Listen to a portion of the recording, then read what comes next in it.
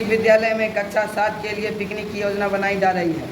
विद्यालय की कुल संख्या का 60% लड़कियां हैं और इनकी संख्या 18 है।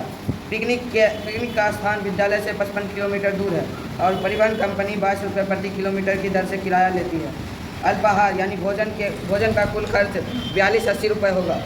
तो पहला प्रश्न है, कक्षा में लड़कियों की संख्या का लड़कों की संख्या से अनुपात ज्ञात करें। दूसरा, यदि 2 अध्यापक भी कक्षा के साथ पिकनिक पर जा रहे हैं तो प्रति व्यक्ति खर्च।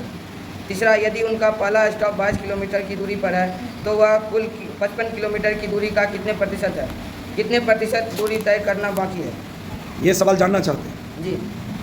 सवाल क्या है कि 60% लड़की है और उसकी संख्या 18 है। तो हम क्या करेंगे, सबसे पहले कुल विद्यार्थी की संख्या x मान लेंगे। क्या मान लेंगे?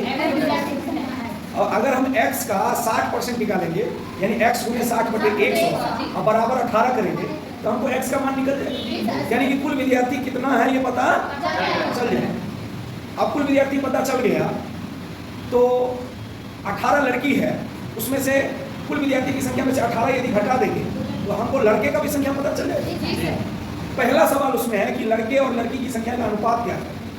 ये सवाल तो बन गया कि लड़के का संख्या पता चल गया, लड़की की संख्या पता चल गया, दोनों को अनुपात कर लो, पता चल जाएगा। उसके बाद कह रहा है, दूसरा सवाल ये है कि यदि उसमें उस पिकनिक में 2 टीचर शामिल हो जाते हैं तो प्रति व्यक्ति कितना खर्चा है, मतलब एक व्यक्ति पर कितना खर्चा पड़ेगा। तो सबसे पहले तो हम जो है सो जलपान में खर्चा हो रहा है, इसमें खर्चा हो रहा है 4280 टोटल।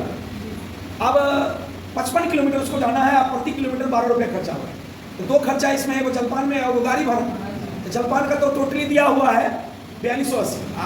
55 किलोमीटर जाना है 12 रुपये के हिसाब से, तो कुल खर्चा कितना आएगा परिवहन में यानी ट्रांसपोर्ट में, गाड़ी भाड़ा में कितना खर्चा आएगा? 55 गुने 12। तो 55 गुने 12 करेंगे तो टोटल खर्चा आ जाएगा।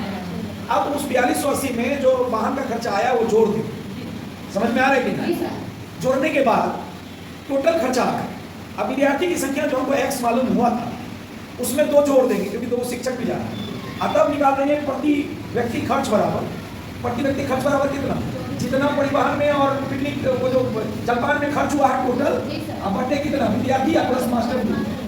समझ में आ रहा है? विद्यार्थी मान लो x निकला x + 2, मतलब x में जो संख्या आ जाए इससे क्या हो जाएगा कि प्रति व्यक्ति खर्चा निकल जाएगा। 22 किलोमीटर जो है रुक गया है तो कितना प्रतिशत चल पाया है, तो हम ये मान लेंगे कि वो y% चला है।